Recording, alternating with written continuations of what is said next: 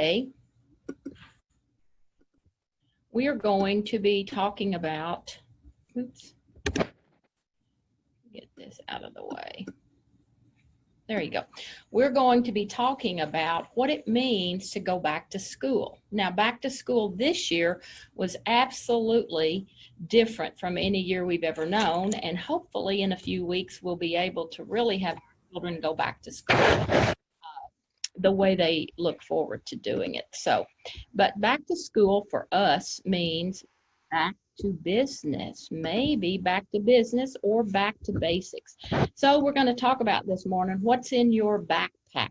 What do we have here at United that you're not using? What are you using that maybe you need to share with us? But what's in your backpack?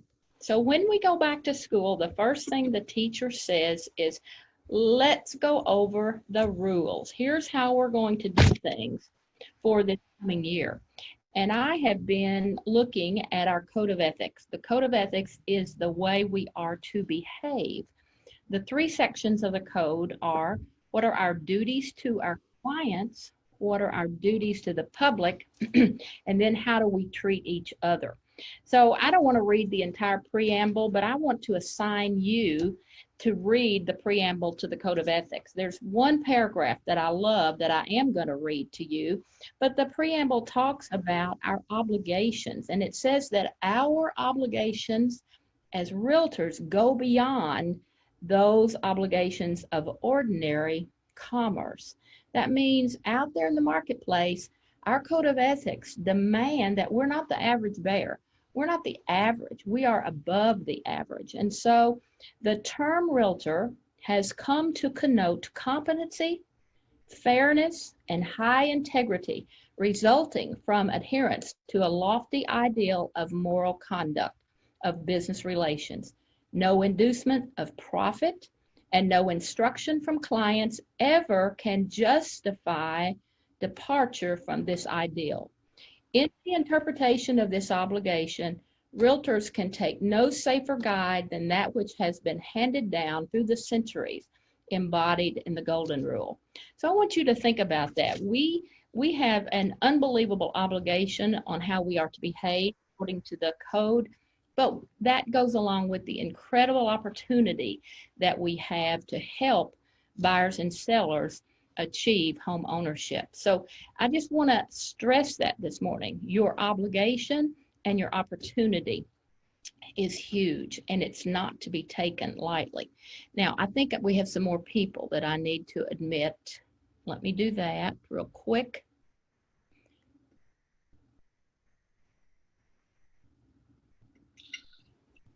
Okay. All right. So everybody is muted now, but our guest. And so when you go back to school, there are always some new rules every year, new policy, new way of doing things. And I am very, very grateful, and thank you very much, Lisa, to Lisa Stevenson, our CEO at the Greater Louisville Board, for coming to our meeting this morning and explaining to you the biggest new rule this year, I think, from NAR, and that is the clear cooperation rule. So Lisa, if you will unmute yourself. Well, thank you all so much for having me. It's nice to see everybody virtually. The new way of doing things, of course, is all the meetings. So as Bonnie had asked, I'm going to talk to you a little bit about the clear cooperation policy. And in a nutshell, there's really only two things you need to remember to understand how this whole policy works. Number one is that within one business day of the effective date of your listing, you have to put it in the MLS. Okay, so one business day, make sure your listing is in the MLS. The only exception to that rule is if it's an office exclusive listing. And that's number two. And that is the biggest change actually in this whole clear cooperation policy, is the definition of an office exclusive listing has changed. So before this policy, an office exclusive was a listing that you took where the seller directed you that they didn't want the listing disseminated in the MLS. So you were perfectly fine if you put a sign in the yard. You were perfectly fine if you put it on your company website. If you put it on Zillow or Realtor.com, that was fine. So office exclusive just meant you weren't putting it in the MLS system. The big change is that office exclusive definition has changed. So now an office exclusive is a listing where the seller has instructed you they do not want to publicly market that listing. So that is the only exception to putting a listing in the MLS within 1 business day, is if the seller has directed you that they do not want you to publicly market the listing. So what does publicly marketing a listing mean? The second you put a sign in the yard, you are publicly marketing that property, so you've got to put it in the MLS system. The second you put it on your company website or on Zillow or on your social media feed, you are publicly advertising that listing, so you've got to get it on the MLS. The second you are at lunch with an agent from another brokerage and you tell them about that listing, you are publicly marketing the listing and you've got to put it on the MLS system. So there's really only 2 situations where you're talking about your listing and it's not publicly marketing and you're safe and they are truly office exclusive. Number 1 is if you're talking about it within your own brokerage. So at a sales meeting like this, if you're together with an agent from your office, you can talk about this listing to your heart's content. That is not publicly marketing. The only other situation is if you're having a one-on-one communication with a client. So if you listed my house for sale, we agreed that we're going to do an office exclusive. We're not going to publicly market it. And Bonnie Mays is your client. You've been trying to help her find a house and you're like, Lisa's house is perfect for Bonnie. If you have a one-on-one conversation with Bonnie, who's your client, and let her know about it, then that's not publicly marketing, okay? But pretty much anything else you do is publicly marketing and you have to put it in the MLS. Remember 1 business day, so if you take that listing on Monday, that's the effective date of the listing, you gotta have it in on Tuesday. If you take that listing on Friday, you have until Monday because it is business days. So really that is the biggest 2 things you have to remember, is that public marketing and otherwise get it on the MLS system. So we did have some folks, prior that would take a listing office exclusive from different reasons. So they used to say, it's really not ready to be shown yet, so we're gonna put it in office exclusive. Or unfortunately, we had a few agents from time to time that put it in office exclusive previously because they wanted to take an opportunity to maybe get both sides of the deal. And so that is not acceptable anymore. If you're in a situation where you have a listing and it's not ready to be shown yet, then you need to make sure you put it in the MLS system. You can take it straight into temporary off market. That just telling your other agents that it's not available to be shown, but there really isn't going to be a situation or a very rare situation where all listings are not going to be in the MLS system.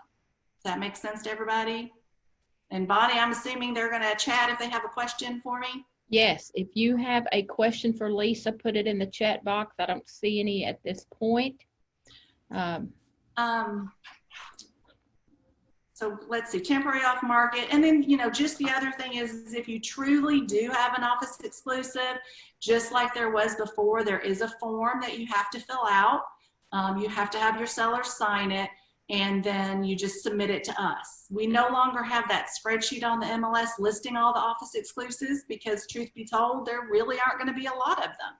But you do need to let the association know if you ever do take an office exclusive. And I think I saw a question come up. Was there? I don't. When you put it on the MLS as temporary off market, does that start your DOM? It does not affect DOM. It does cumulative days on market. So while a listing is sitting in temporary off market, days on market does not accumulate, but cumulative days on market does accumulate. So hopefully that answers that question. If you have another question, you may unmute yourself and ask it, and then we can all hear the question. I have a question, Bonnie. Okay, go ahead. Introduce yourself. Hi, it's Michelle Cardwell. Okay. Okay, so I have my listing that it's under contract, and it was a one-time showing agreement. I have buyer and seller. And I know once it closes, I have the permission to put it in the system, so I get credit for it. Do I need to go ahead and put that in and put it temporarily off market? No, not in that situation. So this was not a listed property, but you represented the parties on this one-time showing agreement. So you do have the ability, it does not have to go in the MLS system in that situation, but you do have the ability, like you said, and you put it in as an active listing and then immediately take it to sold, to closed. Okay, thank you. Other questions of Lisa? Please unmute yourself, state your name, and ask. Hi, this is Mary Shively. I'm a little late coming in, but I was wondering if you may have already covered this. But my question is, what about the building homes? Usually those, of course, are not on the MLS. Good question. So the clear cooperation policy only applies to residential properties. It does apply to a new construction, but it does not apply to a new construction development. So if you're representing a builder on a particular build, you need to put that listing in the MLS. But if you're representing a builder on a new development, that does not apply. You do not have to put that one in the MLS. And it does not apply for a rental either. Okay, this is Michelle. So you mean a new development like Fisher Homes is building a neighborhood? I have a house that I have under contract that's being built with Fisher Homes, and it's a new neighborhood. Right. So if you're representing a builder, if a builder's building a house and they want you to list that lot for sale or that particular building for sale, then yes, put it in the MLS system. If you're representing Fisher Homes on that development, so many of the developments have, you don't have to have every individual lot listed in the MLS. That is not required. Okay, I just represent the buyer. So, okay. Yes. Well, when you're representing a buyer on an unlisted property, obviously there's no requirement to put that in the MLS. Many of our agents choose to put it in the MLS once it's closed because, as was talked about earlier, you want credit for it. You want it to be reflected. And it's a great thing to have for CMA. Okay, thank you. Who else? Everybody good? The key just to remember is with very, very, very few exception, you just have to remember you've got to put that listing on the MLS within a business day. Because there's not going to be too many situations where you're not doing some form of public marketing. Okay. Can you explain one-time showing agreements more? So let's say that you have a buyer looking for a property. Obviously, there's not a lot of listing inventory. Perhaps there's a home that is not on the market, and the homeowners have agreed to let you show it to a potential buyer. The one-time showing agreement gives you permission by that homeowner to show that property. It allows you to address commission arrangements if it does result in a sale. So it's sort of a listing agreement and permission for a very limited window. You can use that for sale by owner or for a property that's not on the market. Hope that answers your question.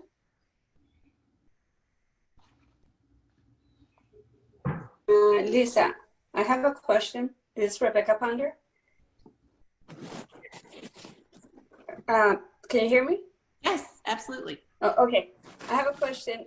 There's been times where a buyer will call and say, I want to see this address, this certain house. We look it up in the MLS. It's not in the MLS. I had one situation where I had to go back to look at it through Zillow. it was listed through Zillow with an agent, but not in the MLS. So I called the agent, I called the number, then they somehow sent that call to the right agent. It turns out the agent was from Lexington, but the listing was here in Louisville. And there was nowhere to find it in the MLS, but they only had it in Zillow. Can they do that? Sure. Well, obviously that agent is a participant in the Lexington Association, so they can put it in their MLS. They don't have to put it in ours. Matter of fact, if they're not a member of our MLS, they can't put it in ours. But with that being said, please remember that you, as a member of the Greater Louisville Association of Realtors MLS, actually have access to the entire Lexington Bluegrass Association of Realtors MLS. So if you go into our MLS and you run a search, one of the drop-down choices is MLS, and it defers to the Louisville, but you can also select the Lexington Bluegrass, and you can actually see everything that's in their database as well. And the offer of cooperating compensation extends to you. So that agent wasn't doing anything incorrect if they're not a member of our MLS as well. If they are, they were in violation. But you can actually find anything you want in not only our MLS, the Lexington MLS, and the Northern Kentucky MLS. Okay, thank you. Okay, any more questions about the clear cooperation rule? There was some discussion, you saw it in the chat. This again is a NAR rule, National Association of Realtors. So I believe that all boards must adopt this. That is correct, Lisa, right? All boards had to have it in place by May 1st of this year. Yeah. Okay, well, Lisa, again, thank you so much for sharing your expertise with us this morning. We always love hearing from the person that really knows, and this has been confusing a little bit since May, and but you've made it clear, the clear cooperation policy. So thank you again for joining our meeting. Have a great day. Thank you. You'll have a good one. Okay, bye-bye. Okay, now let me just tell you, the rest of you, that I want you to get a piece of paper as we go into the rest of our discussion this morning, and I want you to draw a sun. So the way that you went to the first grade and drew a sun. Hang on a second. It's a circle with rays in front of it. I'm trying to show you mine so you can see what that is, okay? I want you to get a piece of paper and draw a sun. And in the middle of the sun, I want you to write the words, "A better me." And as we go through this presentation today, you're going to hear things and you're going to see tools that you may need more work on. So from each ray out from your sun, you write what you need to do, or what you need to ask more questions about, or what you need to take a class on, or what rings your bell this morning, because we're going to have a lot. Now, we are going to do the first door prize right now, I think. I've got a bowl of everybody who's in here, and I'm drawing names from my bowl, and the first door prize, which I don't know what it is because Cheryl stepped out of the room, is Mike Hall. So Mike Hall, you have won the first door prize. What is it, Cheryl? Do we know? A tape measure? The first one? The first door prize is a tape measure. Awesome. So Thank you. Put Mike Hall's name on that one. There we Thank go. you So so Mike, much. the next Thank time you. you're in the office, you can pick it up. So Thank again, you're welcome. Let's go back to school and let's think about all the things we used to do when we got ready to go to school. Sometimes we got new clothes. Some of us have already had our headshot done, new headshot. But if you need a new headshot and you look at all of these portals right here and you look at your picture, and if it is not you, or if it's a glamour shot from 1997, you probably need to change it, okay? If it is not making you look the very best you can look, then you absolutely do need to change it. So today, we need to have our profile on Realtor.com, our Facebook business page, Twitter, Instagram, LinkedIn, and a YouTube channel. If you don't have any of those functioning for you, the ones you don't have functioning needs to be written down on one of the rays in your sun. Okay, because to be a better you, you have to be showing the public, the consumer, who you are in the very best light.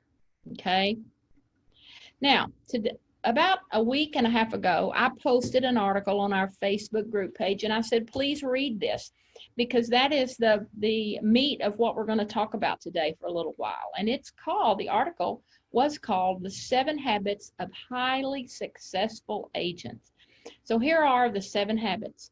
Have a routine and stick with it. We're going to talk about that routine in just a minute. Be a technology guru. We're going to go through all the things available to you at United, and you can decide which ones work best, which ones you need more training on, which ones you need to know more about.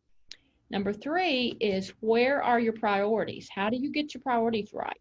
Number 4, exercise and eat well. Number 5, master your market. Number 6, treat your job like it's a 9 to 5. And number 7, follow up. Huge. Number 7, follow up. So let's look at your routine. No matter what your routine is in the day, you're going to determine that routine, and you're going to get your head on straight right after your feet hit the floor every morning. So I don't know what your particular morning routine is. It was a very hard decision for me about 4 years ago when I heard a national speaker say, do not have your cell phone on your nightstand. Now, understand that at a particular time in your life, whether you have children, whether you have new drivers, whether you have elderly parents, you need to be able to have that phone right by your bed. I get it, and that's okay. But if you don't have any of those scenarios, you need to put your phone in another room so that in the morning when you get up, you need at least 15, 20, 30 minutes before you look at your phone, before you get online and do anything. And that is a time for you to sit and get your mindset right. And that is something to do with your gratitude, your affirmations, and your plan for the day. Because when you do that, your whole day will go better. So we do 2 kinds of work. We plan our work, and then we work our plan. We either are working on our business, or we're working in our business. Now, we all love to work in our business. Working in our business are all the opportunities we have to be face-to-face with a buyer seller. Face-to-face, that's when we know we're on our way to the bank with a check. And make no mistake, ladies and gentlemen, we are not here for fun and giggles. We are here to make money. So to have appointments, to have showings, and to go on listing presentations and then get to the closing table, something has to happen prior to that. That's the part we don't like, working on our business. Like, oh my gosh, you want me to make phone calls, Bonnie? Yes, I want you to make phone calls.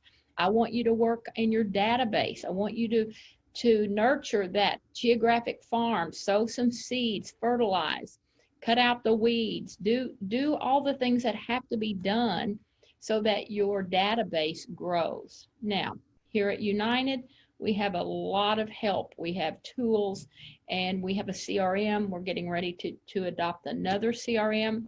We have marketing campaigns. All of that is your homework. That means you're working on your business, because when you do that, that's what allows you to be effective with your appointments and to have more leads that you have generated. If you need help on transaction desk or dot loop, you need to work on that. You need to write that down, because I don't like these sloppy handwritten contracts that I see coming across my desk that are not readable. So you need to be knowing how to do transaction desk. So any of the things there that you need to write down on your son to make you better, a better realtor, write it down. And by the way, anything that you heard Lisa say that you're unclear about, you write that down on your son too, because this is what you're going to work on between now and the end of the year. So we have a lot of tech tools. And when it says be a technology guru, I don't know what that means to you, but to me, if you are a technology guru, it means that You know exactly what tools you need to use to accomplish certain tasks, and you are proficient in those. And if you're not proficient, you're going to allocate time each day to learn that tool. So we're going to go through some of them this morning. Bullseye Plus. Bullseye is a part of the monthly fee you pay. That is our marketing portal through United. It has a lot of things on here. The Bullseye storage has over 20 pages of marketing ideas, Facebook banners for every holiday. There's a pre-list presentation that you can customize with your picture and your information. There's marketing presentations for sellers and buyers.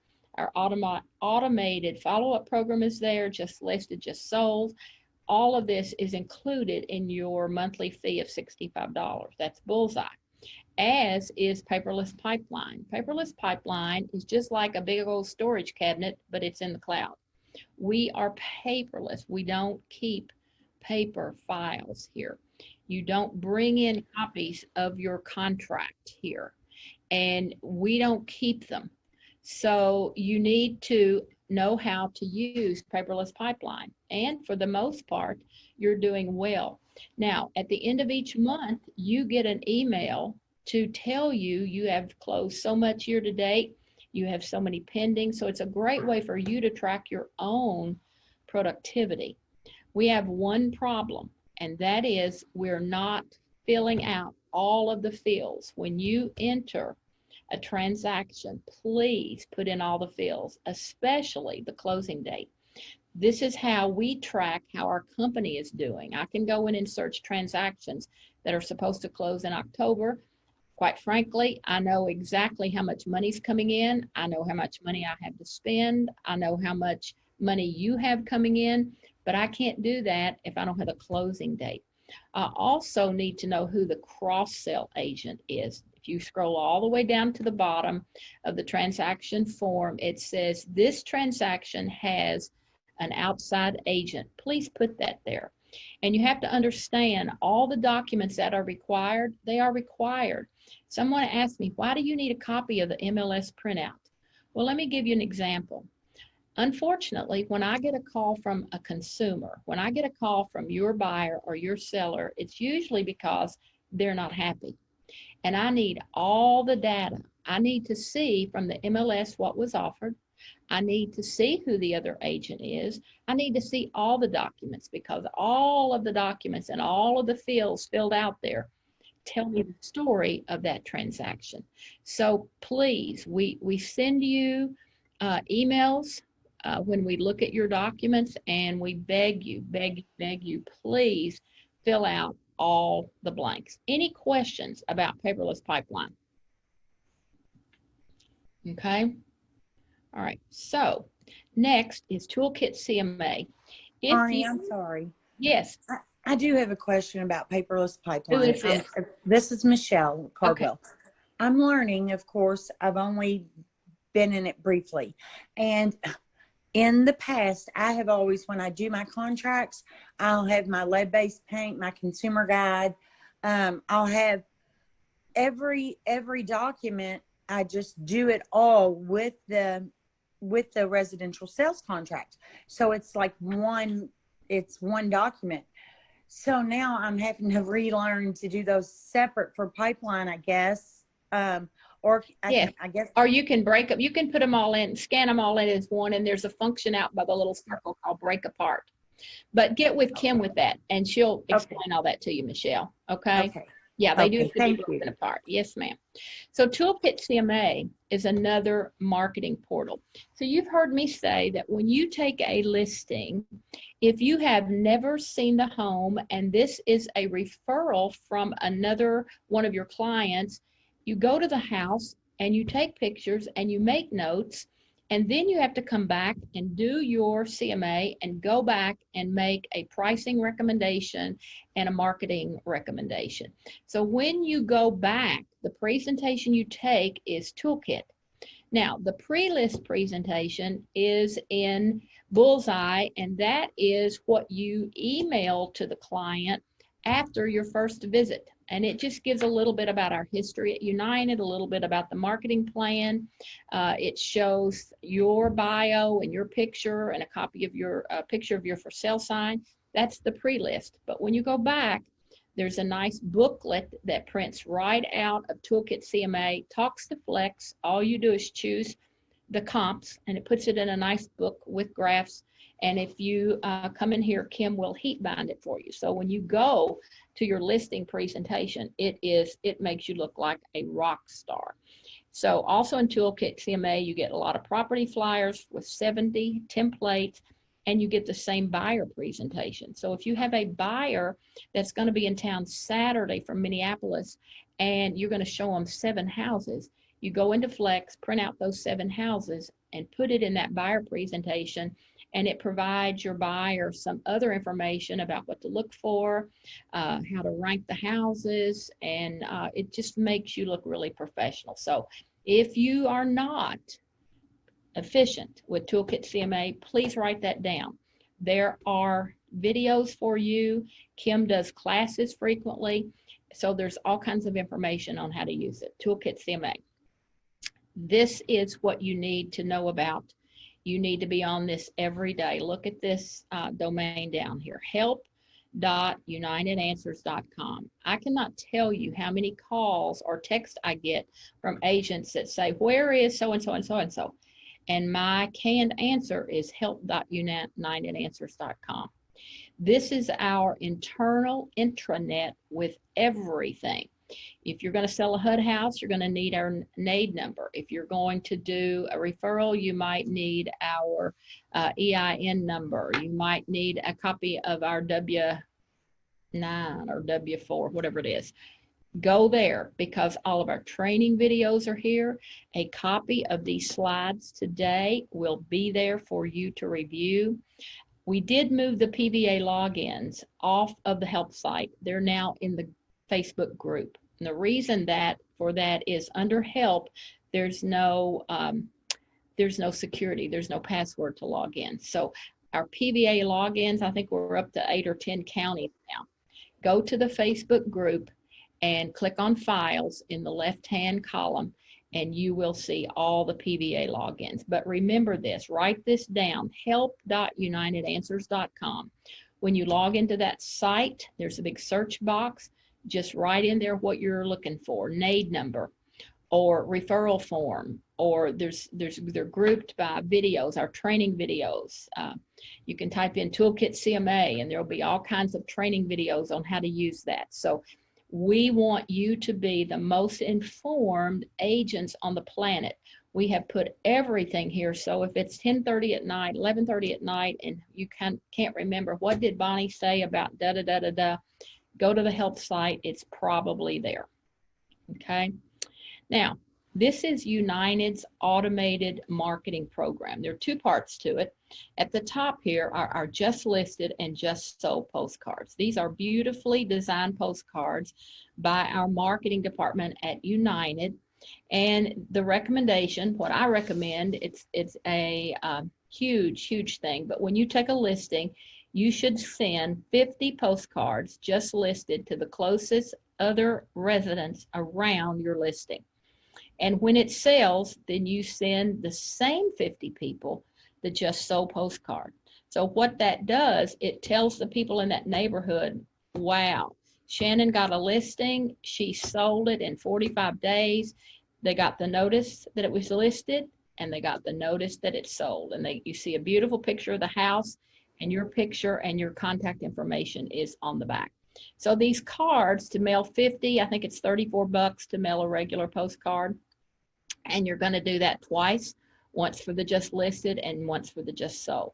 So when we get into our business planning workshop and we get into our budget, these are the kinds of things you're going to plan. So 34 and 34, $68 per listing. And if last year you took 20 listings, what is 20 times 68? That's $1,300. So you plan that in your budget. When you are an active, experienced realtor, 10 to 15% of your gross income should go to your marketing budget. You cannot get into real estate and expect that you do not spend money. You do spend money. And when you are a brand new licensee, you're going to spend 20% of your gross income the first year or two. So this is my favorite post-closing client follow-up program. Again, all of this is accessed from Bullseye. So when you have a closing for a one-time fee of $49.50, your buyer or your seller over a 5-year period gets 42 touches from you. This is a combination of an email, a postcard, a calendar you can see, but for 5 years. Now, some of us not long ago at our convention heard the statistics. At the closing table, buyers and sellers were asked, if you were going to buy another house in the next 5 years, would you use the same realtor? And 89% said yes. The embarrassing statistic is only 11% use the same realtor because as realtors, we don't stay in touch. Well, this is a perfect way to stay in touch. Another different statistic in the last 2 years, unlike any time I've ever heard in real estate in my 25 years, is that now the average homeowner is staying in their house for 10 years. We in the past knew that homeowners stay in a home 5 to 7 years. Now it is 10 years. That means that your follow-up and your automation is more important than ever. You cannot remember to follow up and to send things to the people that closed houses with you this year or last year. You just cannot do it without an automated system. And what a price, $49.50 per client. HomeSnap. I know there are people on this call that I could ask to talk to you about HomeSnap. But HomeSnap, there's a free version. The basic version is free to you through your GLAR membership. It again is a marketing portal. You can, with the HomeSnap app, drive around town and stop in front of any house, not just homes that are for sale, but any house, and you will get the scoop on that house, square feet, last time it sold, PVA information. But when you choose to advertise on HomeSnap and boost your brand, it is huge what leads that generates for you. Now, twice a year, there is a premium membership that does more. Quite frankly, I don't know. But I know that it's $4.99, I believe, but twice a year they run a special for $99 a year. So here's where you go, help.united answers. There's a video on how you set up your HomeSnap app and your HomeSnap account. Again, that is free. If you're not using HomeSnap, you need to write that on one of the rays in your sun. And then RPR. I think most of our agents here use RPR. Again, it's free, not only with your GLAR membership, but it's a National Association of Realtors program or app. And basically, when the Department of Justice ruled probably 10 years ago now that boards of realtors must share their MLS with the public, then NAR went to work creating a tool that we as realtors only have access to. So not only will this do your CMA, RPR gives you the value like Zillow does, the recommended value, but includes neighborhood statistics, crime, schools, school scores, and you can print out a short report or a long report. And I think the long detailed report is 45 pages long. I always just use the short report, which was 12 pages, I think. But again, if you go to narrpr.com, you can set up your account, or you can also access it through Flex on a particular listing. But you need to set up your profile on RPR, Realtor Property Resource, because you may have buyers that are looking at properties that would like to see the report on that you can provide to them. Again, all of this makes you look really, really smart. Now, most of you on this call use AuthentiSign through Transaction Desk, or you use dotloop, and that's fine. I want you to know, however, that for United Real Estate agents, we have a half price. It's usually $250 a year to use DocuSign. Your price is $125. And it is the easiest of all electronic signature programs. And so sometimes when you send me things, and if I'm at my desk and they're not sent to me through AuthentiSign, I will open up DocuSign, drag it in there, and just hit sign now, and has my signature saved. And it's really so much more user-friendly than both AuthentiSign or the .loop portal. So that's available to you. I'm not saying you need to get it. If you like AuthentiSign, don't do anything. But if you don't like AuthentiSign, that's available. Now, you know, there's been a lot of news lately about cash is going away. A lot of buyers that we serve don't even have checks. So we are moving to electronic good faith deposits. I hate the fact that you have to carry around a check. So we have two options here. The one at the top is Earnest. It is completely digital, and here's how it works. You log in to Earnest and you create a transaction, and you put in the buyer's name and the amount of the escrow, and you pick the title company that's going to hold it. And the email then is sent to your buyer. The buyer opens it, puts in his bank account information, and clicks submit. And that money, his escrow deposit, goes electronically to the title company holding the money. You then get a receipt. It is that receipt that you must upload to Paperless Pipeline. Now, there is a $15 fee to your buyer. I know several of you that have used this. I have used this. I have never, ever gotten any pushback from the buyer. They're buying a $400,000 house. They're not going to argue with you over $15 for this convenience because they don't have to go anywhere. Mainly, they don't have to write a check. And so I will tell you that on Earnest.com, we have Bluegrass Land Title, we have English Law Group, we have Louisville Title, Chris Mosier, we have Agency Title, and we have a Signature Title right now. We're adding more each month. And so if your title company is not on there, you may send it to Bluegrass Title, who will hold it for all of us, and then you will be responsible for getting that money before you go to closing. For those of you who are on the call that are brand new, it is absolutely a no-no at United to have the title company, allow the title company to reduce your commission by the amount of the good faith, and then you come home with $1,000 less or $500 less, and I have to get the escrow and put it in my account to pay you. No, we don't do that. Which that is one of the reasons that we have the title company hold the escrow deposit from the beginning. Now, the second option is Bluegrass Land Title does have an app. You download their mobile app from your app store on your phone.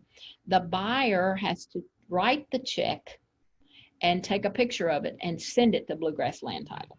That's a convenience, but in my opinion, that does not accomplish the goal of not having those little pieces of paper floating around called a check. You may do either one, but it goes to the title company. We do not hold escrow monies here at United unless there is one company in town that's decided to push back. Some of their agents say no. Obviously, it's not their seller pushing back, it's the agent, and there's some political reasons there, and I get that. Change is hard for everybody. You don't lose a deal fighting over who holds the escrow. You let your client decide. But if you're representing a buyer, you do not let the listing agent company hold the escrow, because if the deal goes south and I don't have the money, there's nothing we can do to help our buyer. If the statutes say if you cannot agree on releasing the money, then the broker holding the money can send a letter that says in 60 days, if you haven't agreed how to release the money, I'm going to release the money to whomever I see should have it. So obviously, if I don't have control of your buyer's money, I couldn't do that if it was necessary. All right, now let's talk just a minute about KBCore. This is the most exciting thing I think we have introduced in a long time. And KBCore is the #1 lead generation system for all realtors. I only know one other company in Louisville that has it. I don't know how well their agents use it, but I'm very excited because our website right now is being built. Your agent websites are being built, those of you that have signed up. And you're going to have the MLSs from Louisville, Lexington, Northern Kentucky, Bowling Green, Eastern Kentucky, Elizabethtown, and Bardstown, all on our website. So you're going to have the opportunity to sell real estate all over the state, or to send referrals, or to get leads wherever from your own website. So that is $30 a month. That is a bargain for you. Rob Johnson called KBCore. He was so excited about this and said, I want to start right now. He was quoted $699 a month for a single agent. So United Real Estate Louisville has made a huge commitment for you. $30 a month won't even pay for half. So when I say it's being subsidized, $30 a month is a bargain. The other company in Louisville that uses this charges their agents $85 a month. So I hope you will sign up. There's about 60 of you that have. And because I feel so strongly about this Friday at noon, Kim and I will be Facebook Live giving away two $50 gas cards from Kroger from the pool of agents who have signed up for KBCore. So if you plan to sign up, please sign up by the end of the day, Thursday, tomorrow. So you'll be in the drawing. And this is going to change your business. This will definitely change your business. So the enrollment form is, if you go to our Facebook group, go in the left-hand column under files. It's right there. You can fill it out. We are giving, we're giving you a 1 month free for those of you who want to pay. It's $360 a year, 12 times 30. Or if you want to pay all of that for 1 year, we're giving you 1 month free. So many of you have already said we want to pay $330 and get 1 year. So no payment begins until November. So if you pay $330, you're paying from November 1 of 20 through October 31st of 21. So if you plan to do that in the next day, so that Friday your name will be in the hat for two $50 gas cards. All right, let's talk about priorities. Wow. So sometimes we find ourselves chasing the next available dollar, and we just feel like we're run ragged because we don't have enough time and we don't feel like we're ever caught up. Anybody ever feel that way? Raise your hand if you feel that way in real estate. Yeah, a lot of us do. So I think I had a question up here. I have a, no. All right, so hang on, I'm trying to see. Okay, so here's one thing that I recommend on getting your priorities straight, and that is get a good journal, get a good planner. You have seen my planner. It's 8.5 by 11. It's full page, and it has a calendar for each day as far as time and appointment schedule, but I don't use that. I just write in my book. And when I interview an agent, I tape their business card in my book and I highlight things. And it is important to me because everything that is important to me is in that book. So once a week, at least once a week, if you will write this in your journal, if you will answer this question, what went right in my real estate business this week? And then also write, what was I doing to make it go right? And you got to write that out.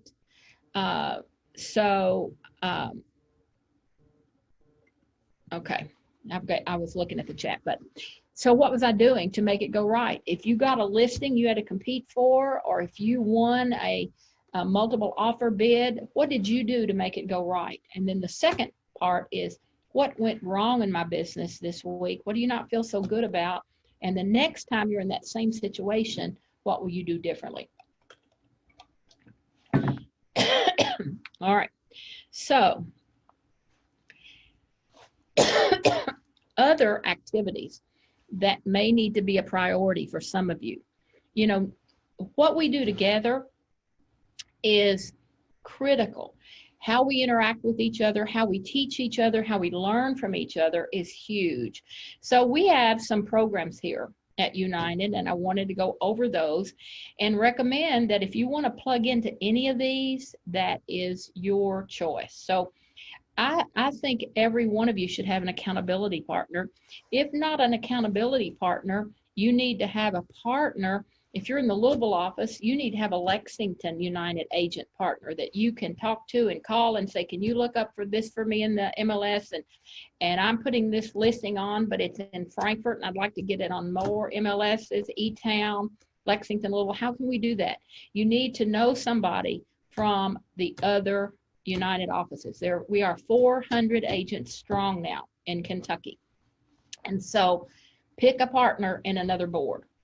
And you all have heard about our focus groups. We now have 4 or 5 focus groups that meet. They're all meeting, I think, this week, or 4 of them are meeting tomorrow.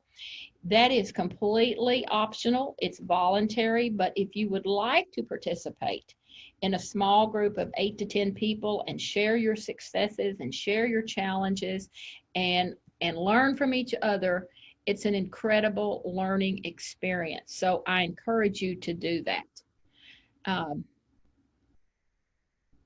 So we're talking about journals now. We can talk about journals later. Okay, I'm looking at the chat button. There are so many journals available, and yes, you got to pick one that you like. So focus group mentor, if you want to mentor, you pay 25% of your commission to a mentor for 2 or 3 transactions. If you want to coach with Ann Elizabeth, it's $400 per transaction paid at closing. And she will meet with you weekly and she will answer your questions, give you guidance.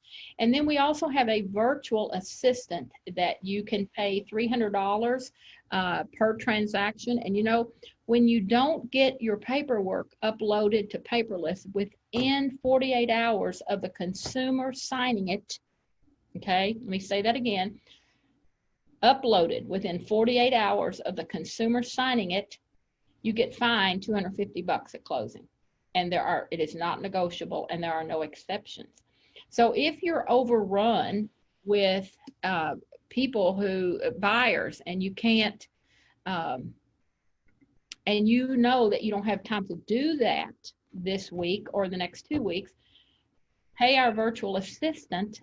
That again comes out of closing. It's $300, her basic fee. And I can give you more information about that if you're interested. So again, you're making notes about what you need to do on your Sun there with all the rays. So those are activities that are going to make you more organized, more efficient, and help you prioritize. Now, we have an agent here with us now who is also a personal trainer. So Kim, can you unmute yourself? Kim Philpott is just going to briefly go through some ideas about diet and some things, some exercises that really, quite frankly, blew me away, because you can do them all right from your desk. When you're working, you can take a break and do some of these things. So Kim, are you unmuted?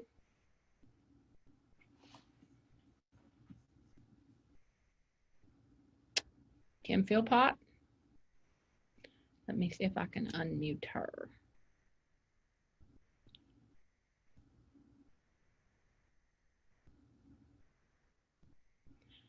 Okay, well, I have 2 Kims as guests. So I think. Okay, can you hear me now? There you are, there you are. Okay, good. Kim Okay. Philpott. So tell us. Hopefully you can't see me, but I can't see you. No, but we can hear you now. Okay. So do you have the list in front of you? We've got your slide right up here. Your diet. Can you see it? Yes, I can. So what, okay. I think a good way to start out the morning, a lot of times we're in a hurry and we just grab something quick so we can run out the door. And if you have to do that, make it a banana, some nuts. The best thing to do, and I do this every morning, I have for probably 15 years now. If I go out of town, I find a way to still have it. That's how obsessed I am and how healthy I feel. And that is the recipe I have given you with the smoothie. You can make them the night before, put them in the refrigerator, throw your greens powder or whatever else you choose to put in there, and you are ready to go. Take it in the car with a straw or just a cup. It's just a great start to your day. It keeps you full. It keeps you from grabbing snacks that you may not need or your body may not enjoy. So I think this is a good start to your day each morning. I have some exercises also, if you can understand. I probably won't go through each one, but each of these exercises will allow you to strengthen certain muscles in your body and also be stretched before you leave. I have some women that are in their late 70s I train, and over the last 3 months, they have told me that they put their own luggage in the airplane overhead. They pop out of the car with no sore muscles. They're losing weight. They're toning muscles. If they go someplace and the men are wanting to put all the chairs up like a meeting, they're putting the chairs up themselves. They're up helping the men because they're realizing how get up and move is really changing their life. It makes your mind sharper. It makes you less tired, which I know sounds crazy, but if you could see the energy level I have and have had for most of my life, you would be amazed. And so I can't push this more. I know it's hard. People procrastinate. They look at it and say, oh, I don't want to do this. Oh, I'm tired today. Well, that's when you need to do it most. You get up and do it anyway, because I can guarantee you the payoffs are tremendous. I have far more detailed exercises and ideas and things that can be done, but I just tried to give you like a starting point because everyone is going to have a different starting point on what they can and can't do. I think this is awesome. Does anybody have any questions of Kim before we move on? Kim, I really, really appreciate you putting this together. And again, all of these slides are going to be on our Facebook group page and on the help site. So I love this right here, these exercises. That makes so much sense to me. And so if you want to refer to this later, then they will be available. So thanks again, Kim. You're welcome. Okay, we're going to take a pause right here and give away some door prizes, but just for fun, I want to see some of you hold up your sun and show us what you've written. I can't read it, but just show us your suns that you've been working on. Somebody hold them up. Yep, there's one. Good. All right, somebody else. I can't see all of you because I'm sharing my screen, but yeah, so let me just tell you, you can use this concept. This is called mind mapping. You can put anything in the middle of your sun. You can put September, and you can go through all the things you have to do in your family, everything you're going to do. You can put my new listing coming up next week, and then you can write down all those things you have to do. So keep that in mind. It's a pretty cool visual checklist, to-do list. All right, we're going to give away some more door prizes. Here we go. So we're giving away a gift card from Starbucks, and this was given by Earnest, who's our online digital escrow money carrier. This goes to Shannon DeBeer, and it's a $25 to Starbucks. $25 to Starbucks. Yay, Shannon! All right, I'm going to give another one here. Let's see, what are we giving away now? This goes to Karen Sumner, and Karen gets a mug, a big mug from, can you see it? A big mug from Hometown Lenders. Woohoo! So here, this is Karen. Let's see, I think I just had somebody else buzz in, maybe not.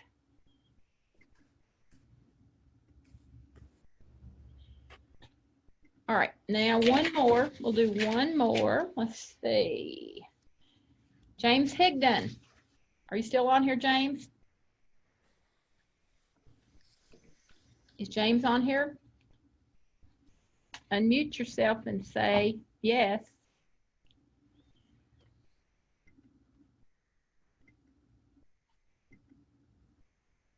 Kim says he's here. Okay, good. All right. He gets an Amazon gift card from English Law Group for $50. Woohoo! All right, we'll do one more and then we'll go on. All right. We've got a great big old, yeah. Ann Elizabeth Delahunty, you get this beautiful picnic basket thingamajig from Kelly DeGeorge at First American.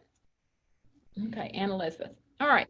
So we have a lot more things to give away, and you can stop in the office, and they'll be locked in my office with your name on them, just so they don't get misplaced somewhere.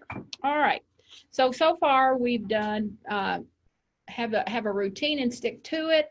Be a technology guru. Eat healthy. Prioritize. Let's see what comes next. So number 5 is master your market. There are going to be some things here that some of you are going to need to write down on your sun. I want to talk to you about contingency forms.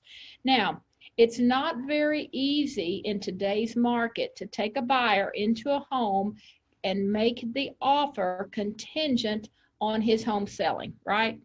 Because what happens? You put in a 48-hour kick-out clause. Well, sometimes by the end of the day, there's another offer and you've been kicked out. But when you do that, here's what I do not want you to do, and that is in the paragraph under other provisions, do not make up your own language. Because when you do that, you are engaging in the illegal practice of law, and that is absolutely not allowed. So this is a form right from Transaction Desk, and it says contingency or sale and closing of the buyer's property. This form, you fill it out, it becomes an addendum to your sales contract, and it outlines in there the property that is contingent and how many days you're asking for this first right of refusal to be in effect, and how many days it'll be before that contingent home is on the MLS, and then all the other legalese that needs to go with that contingency. Because when you go to other provisions and you just say, this offer is contingent upon the sale of the buyer's home located at so-and-so by October 15th. Well, that is the illegal practice of law, because you do not know how to protect all the parties if none of that happens. Okay, we know what your intent is, but legally that's very incorrect. So you have to use this form. By the same token, when you do get an accepted offer with your buyer, or you are the listing agent, you know that when that contingent home has gone under contract, this is the form you use to notify that you are releasing that contingency on the sale of the buyer's property. Okay? Any questions about those forms? Everybody used them? And Bonnie, now, I have a question. Yes. It's Jennifer. Okay. What happens if we are the listing agent and we receive an offer without these forms? Do we just kick it back to Yes. the other agent and say, listen, fill out these forms? Right. Yes, you do. And you Yes, can ma'am. say, because when you are the listing agent, of course, the seller drives the bus. You're only doing what your principal tells you to do. So you can say, my seller wants more details, and just for your own information, Mr. Agent or Miss Agent, there is a form on Transaction Desk that you need to fill out and bring back. Because when you're protecting the seller, and this is a great scenario, Jennifer, when you're protecting the seller, you got to remember it's a whole lot easier to get into a contract than it is to get out of one. Okay, so getting into a contract is easy, but getting out of it, sometimes fight over the money, it's just ridiculous. And so you don't let a seller sign a contract until everything is exactly right. Okay, any other questions? Thank you. Yes, you're welcome. Any other questions about these two forms? Okay, another form that you need to know about is our referral form. So this is under the reference tab in Paperless Pipeline. It is also on help.unitedanswers.com.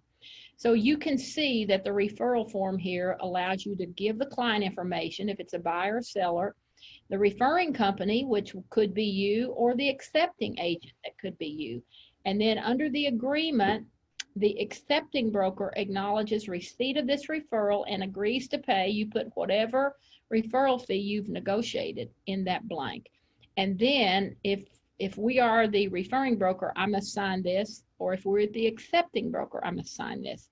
Now, if you are doing a referral in-house, or if you're doing a referral between the Lexington office and the E-Town office, you still have to fill out this form. If you get a referral check you will not get paid your referral unless there is a signed referral agreement by both brokers involved, not you, the agent, broker. So if this just a really easy way to remember this, anytime it involves money, I have to sign. I have to sign. Okay, so that's our referral form.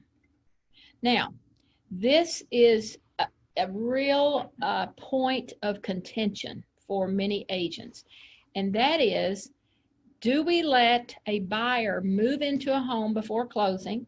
And we've all gotten those calls from the other agent that says, oh, you know, my buyer's house is closing. He's going to be homeless for 4 days. Can we go ahead and move in? Well, to me, the answer is absolutely not. Never, never, never. Okay. The liability is too great. And Louisville, I guess, GLAR feels so strongly about that. They don't even have an agreement that you use.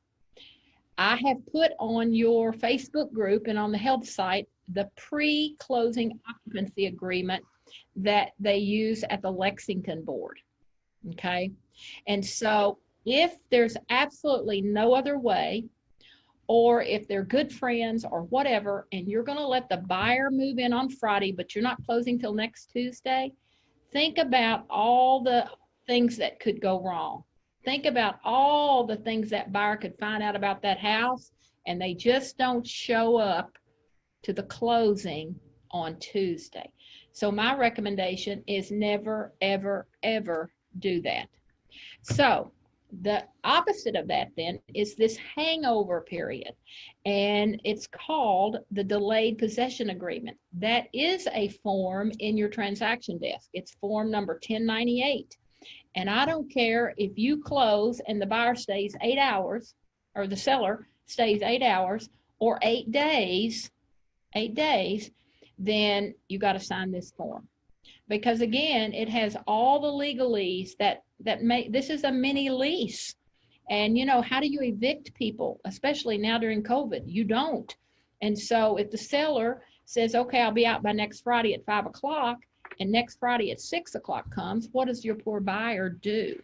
So I recommend that you never use either one of these. That is the most pure, safest way to be, you know, but as an agent, you have to negotiate that on the front end.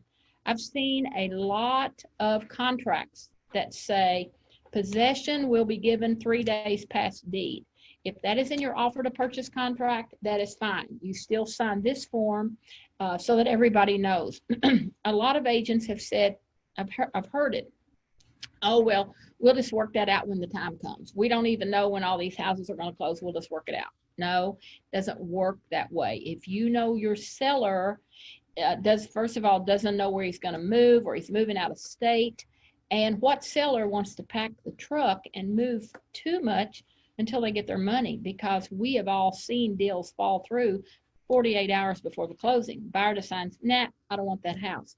So if you are the listing agent, it would be a good idea in the contract to ask for maybe 48 hours after closing, so that your seller is perfectly sure he sold his home and has his money. Okay. Now, any questions about that? Again, I want to be perfectly clear that I don't recommend either one of these. When I get my money, you can have my house. Bonnie, Okay? I have a question about Yes.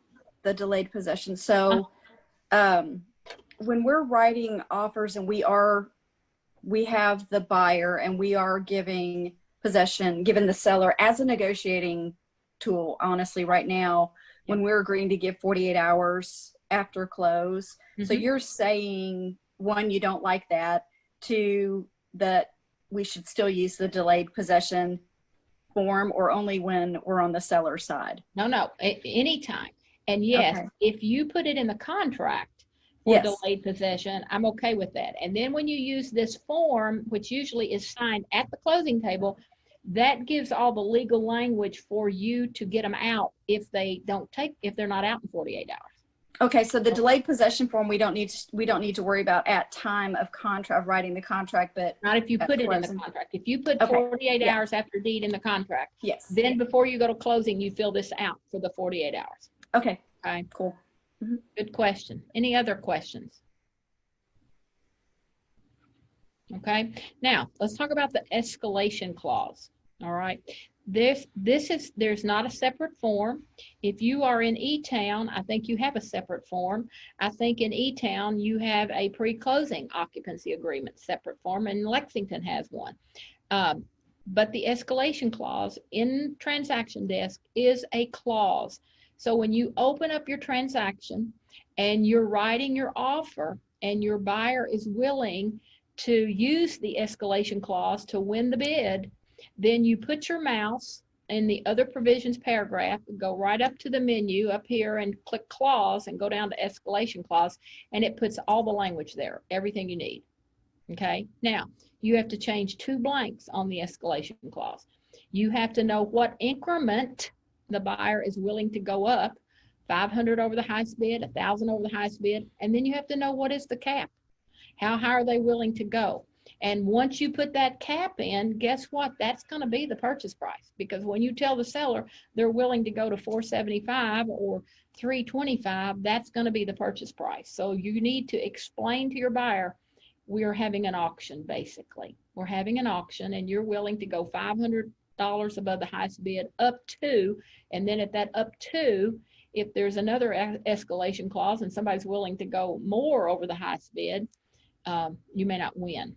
So just because there's an escalation clause does not mean that you're going to get the bid, because sometimes cash versus financing or move-in date or whatever, possession date, all of those are more applicable and better for the seller than the money. So you have to understand that. But watch this video. It is a beautiful video on exactly how to add that clause to your sales contract. All right, what do you think I mean when I say treat your job like it is 9 to 5? Well, what I mean is you're planning your day. You are not going to be that agent that drags in at 11:15 at night and you still haven't had lunch and you still don't even know if you got your listing uploaded, and you just kind of helter-skelter playing defense. I want you to play offense. You do that, you plan your day early in the morning. Now, yes, do things come up that require you to change your plans? You bet they do. And if you get a call from a past client and they say, we have driven by this house, we want to buy it, yes, you're going to make time in your day to go show it. But most days you will have control over your time. So what I put here is just an example of time blocking, and that is you group like activities together. For instance, you need, hang on. You need to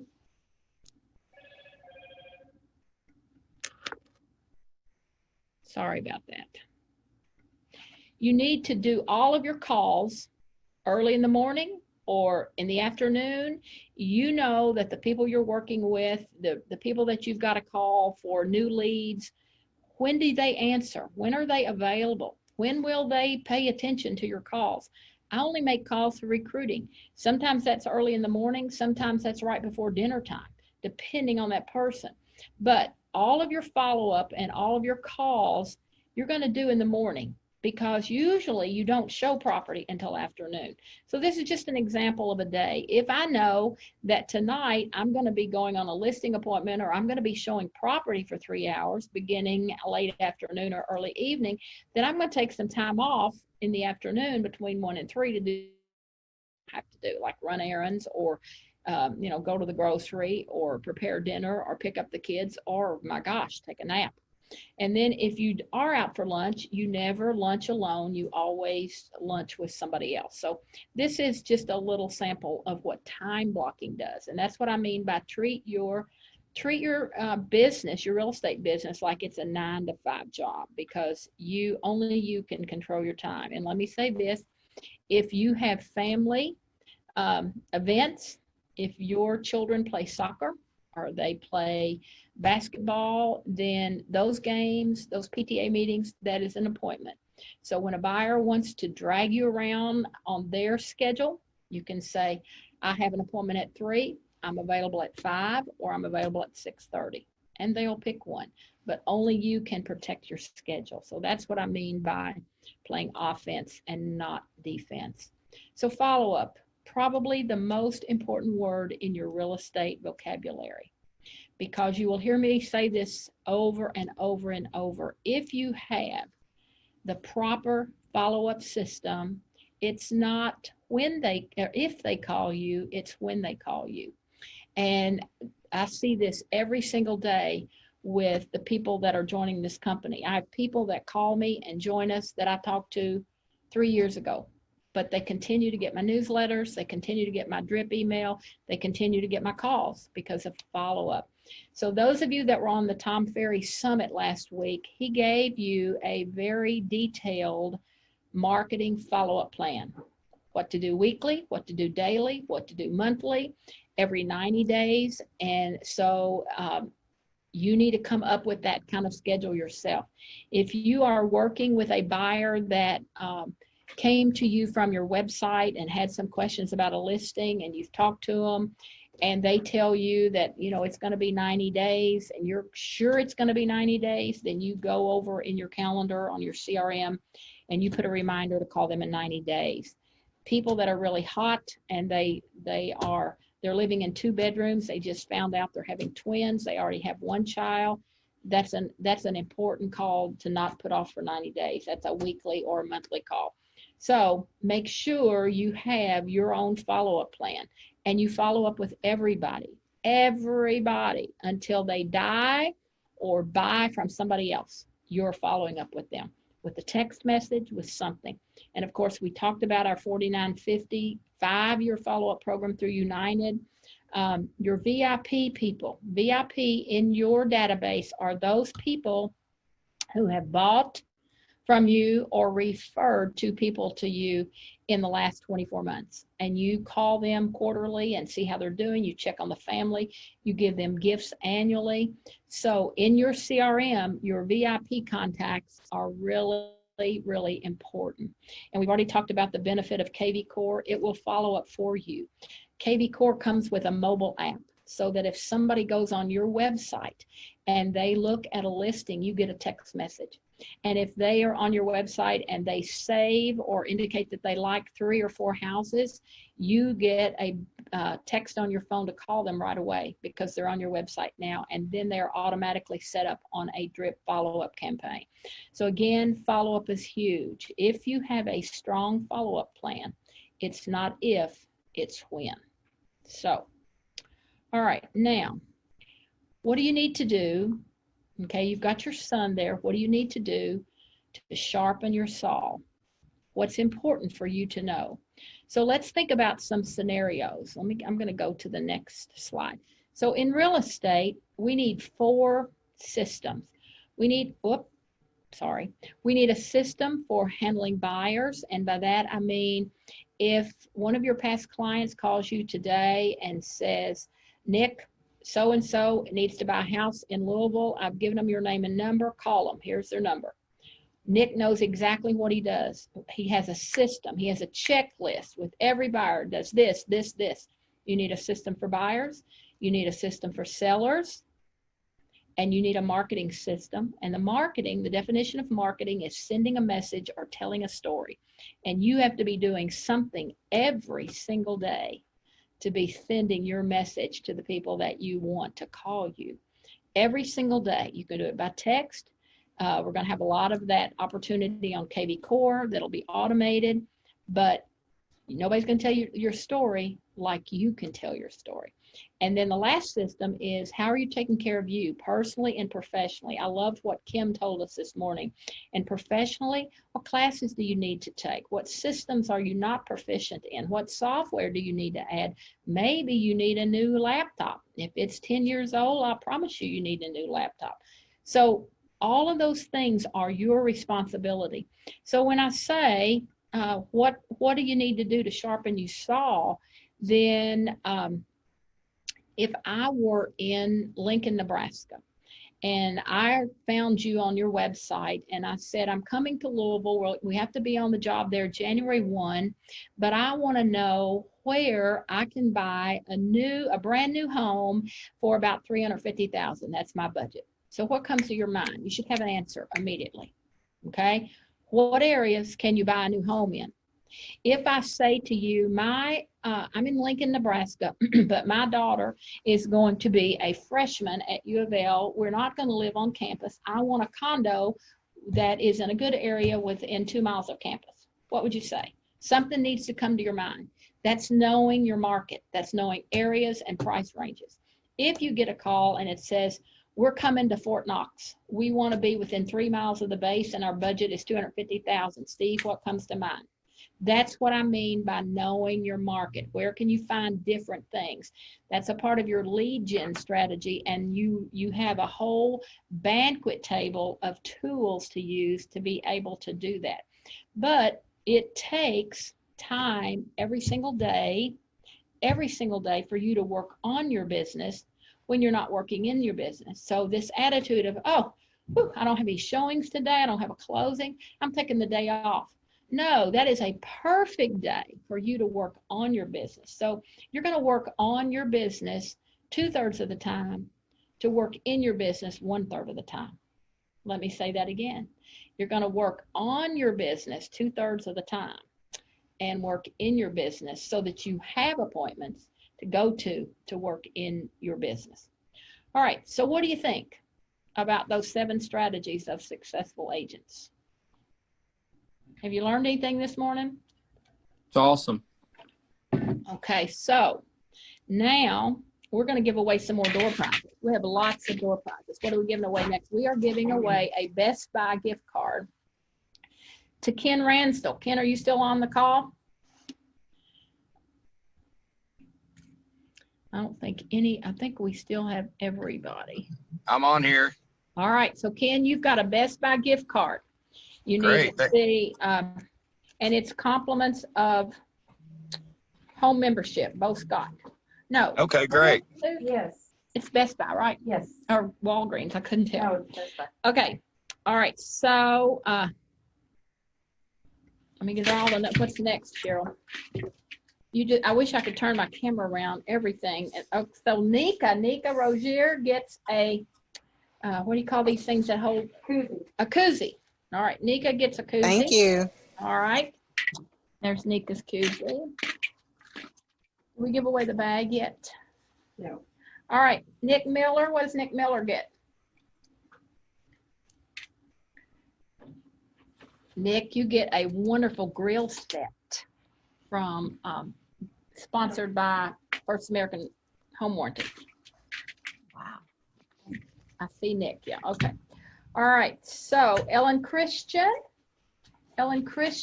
gets, doesn't matter, pick one. It's like Christmas in my office, I'm telling you. Gets a water bottle. Yay, a water bottle. Let me see if I can show it to you. A nice water bottle from First American Home Warranty. All right, this is very nice. Okay, this is Ellen. There's her, I just dropped it. Well, I've lost Wait a minute. Nika's. Nika's down in her little thing here. There's Nika. Gotcha. All right. So the next one goes to Helen Doherty. Yay! Yay, Helen, you get a big old Yeti mug. Thank you. From Hometown Lenders. Great. All right. Remember to take the names, Cheryl. Okay, here we go. The next one goes to Lacey Gillespie. Lacey gets an insulated food bag. Let me show you here from First American. Do you see this nice bag, Oh, Lacey? it's nice. Yes. All right, so I'll put her, Lacey, right there. All right. Got from Haystack. Oh. Jennifer Hall gets a, Jennifer, you get a Best Buy gift card. How much is it? It doesn't say. It's from Haystack. Just take that right there. Thank you, Haystack. I appreciate that. Yeah. Considering they've done the last 3 of my inspections, that's great. There you go. There you go. All right, the next one goes to Kay Luderschmidt, and that is a measuring tape. Okay. Kay, still on here? Yes, I'm here. Thank you. All right, let's see. And the next one goes to Sarah Forbes. Sarah gets a koozie. These are cute. From Hometown Lender, Sarah. Sarah's still on. Is Sarah still on here? Rebecca Smith. Rebecca? Is Rebecca Smith still on?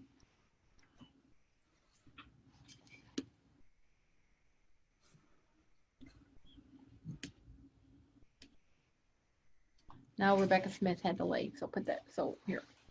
She's gone. Got to be present to win. Okay, Jamie Jimenez, are you still on here?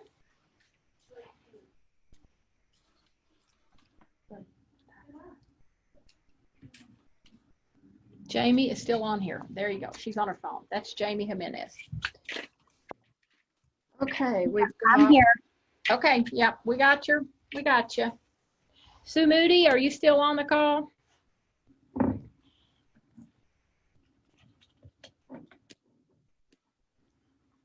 Yep, Sue Moody, get the tape measure.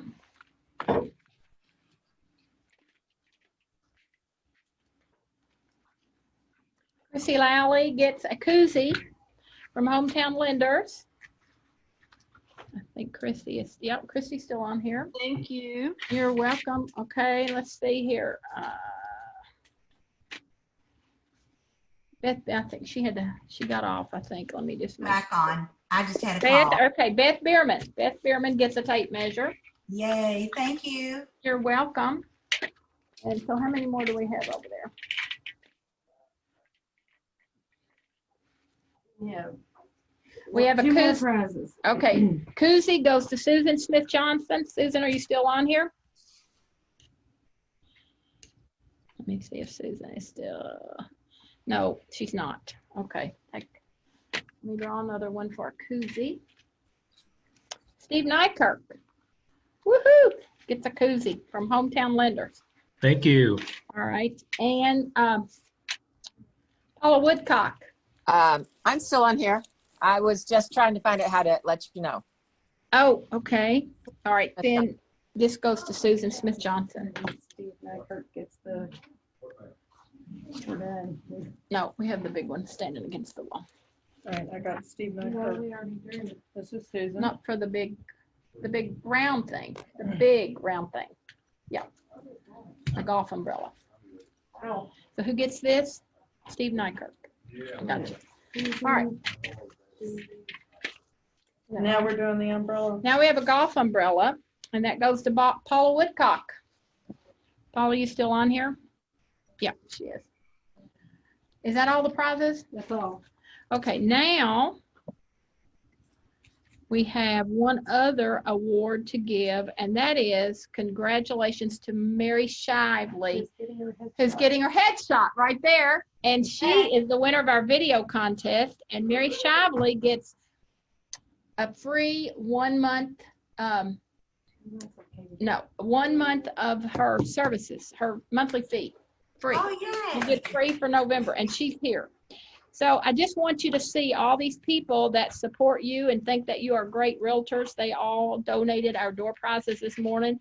Congratulations to all of you that won. So now, if you are not in a focus group and you're interested in being one, they are all on the calendar. They're meeting tomorrow. So go there and join in. The Zoom link is there. It is a tremendous way to learn. Call me and I will tell you which one you fit in or which one I think you would enjoy. But take your son. That's your homework. Hopefully you've got a lot of things that you want to work on. And have a great day. Thank you for being on here. Thank you. Thank you. All right. You're welcome. Thanks, Bonnie. Thank you. You're welcome. You're most welcome. Enjoyed it. Have a good day. You all too. You too. Stay safe. Bye, everybody. Bye. Bye. Now we look Have like a Hollywood good one. squares. Yeah. Rebecca, give me a picture of your Journal. book, your journal. Yeah. Oh, God. Okay.